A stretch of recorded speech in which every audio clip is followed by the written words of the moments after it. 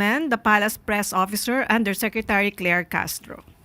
Ng pre-departure briefing si Department of Foreign Affairs Assistant Secretary Evangeline Jimenez Ducroc tungkol sa paparating na state visit ng Pangulo sa India. Panoorin po natin ito.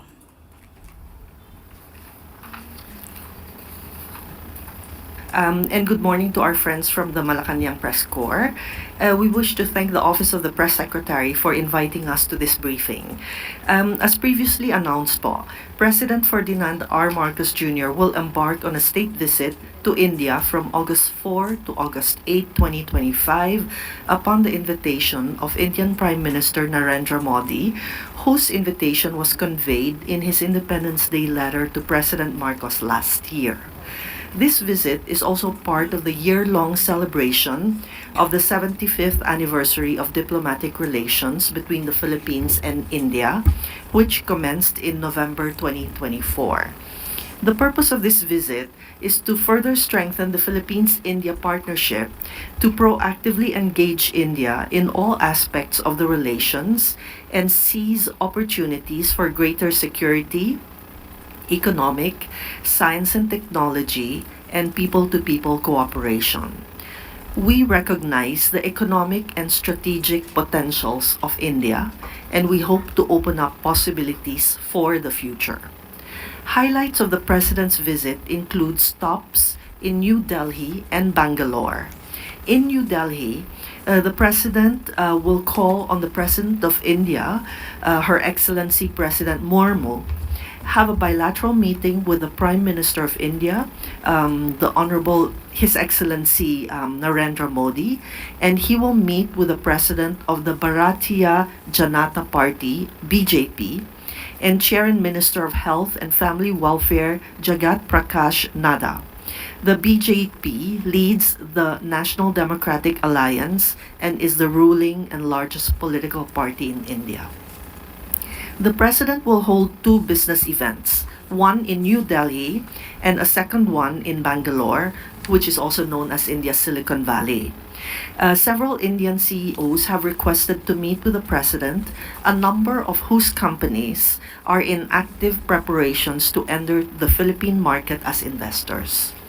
In his bilateral meeting with PM Modi, the two leaders will discuss closer cooperation in economic, defense and security, political cooperation, trade, investment and economic cooperation, and how to further invigorate people-to-people exchanges. They are also expected to exchange views on regional and international issues of common concern.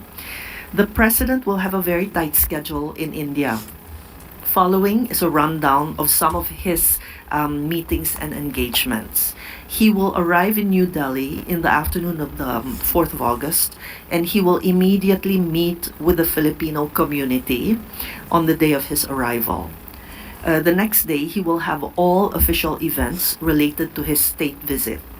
In the succeeding days, he will participate in business events, meet with the Indian media, deliver a foreign policy address at the Observer Research Foundation.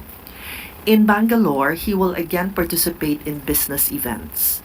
His visit will wrap up with a kapihan with the media before he leaves for Manila. The President's delegation will include Secretary of Foreign Affairs Maria Teresa Lazaro, Secretary of National Defense Gilberto Teodoro Jr., Secretary of Trade and Industry Cristina Roque, Special Assistant to the President for Investment and Economic Affairs Frederick Go, and several other cabinet ministers. I'm now ready to take your questions. Thank you. First question from Kath Valente, Manila Times. Ay, good morning po, ma'am. Ma'am, pwede po malaman kung ano yung mga possible agreements na mapipirmahan during the visit of the President? Ano po yung mga areas of cooperations? As we earlier said po, the areas of cooperation actually are very wide-ranging, but we look forward to expanding them even more. We have, I think, upwards of 6 agreements to be concluded. Though the working day is not yet over, so we expect, I think, more to come online. These agreements would cover, sandali lang po. So these agreements range from our cooperation in law, culture, science and technology, and many other areas. As I said, the final count, ongoing pa rin siya because the day has not ended. Thank you. Next question, Jean Mangalus, philstar.com. Morning. So the Philippines has purchased several sets of the BrahMos missiles from India, and India has also joined us for maritime patrols in the West Philippine Sea. So is the president expected to make any more defense agreements like this in India? If you are referring to defense procurements po, we would defer this question to the DND because this is under their mandate. Part of our ongoing relationship with India is in maritime cooperation activities. So we look forward to expanding these, deepening our relationships and expanding our areas of cooperation. Thank you. A quick follow-up. Is a reciprocal access agreement possible with India? There are no talks to this on this matter for now. Next question, Eden Santos, Net25. Hi.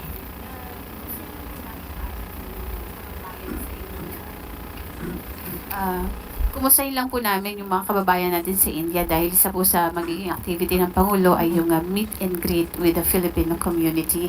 May we know po ilan yung ating mga kababayan doon, ilang Pilipino, ano-ano pong mga profession meron itong ating mga kababayan at ano po yung kanilang ambag para sa ating ekonomiya at the same time po sa India, paano sila nakakatulong.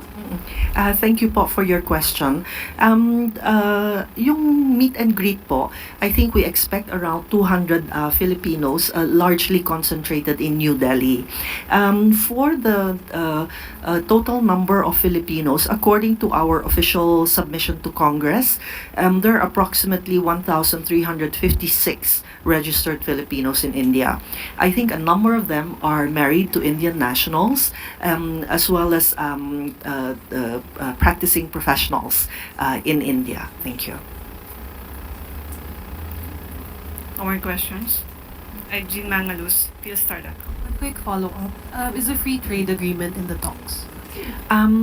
I think we already have. I think there are ongoing talks for the ASEAN India trade in goods agreement. No, I think this has been, if I'm not mistaken, this already has been concluded.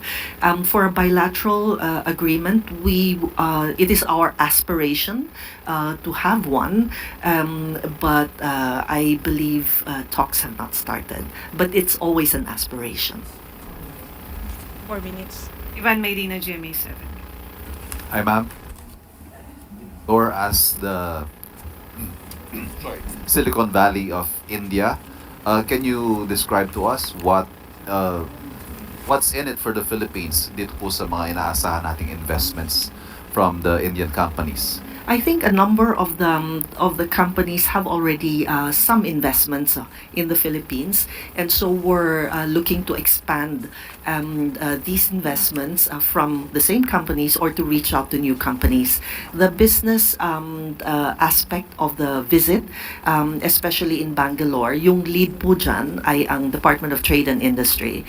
So we would encourage you to address these questions to them. But as we said, Bangalore is India's Silicon Valley, and as you know, in ICT, in technology, they are quite strong. So we're hoping to establish better connections, especially for the private sector. Do we have information as to how much possible investments we're expecting and how many jobs may be created from these investments? May I refer this question po to the DTI so that I don't misspeak? Thank you. Understood. Salamat po. No more questions? Thank you, Asik Evangeline. Thank you,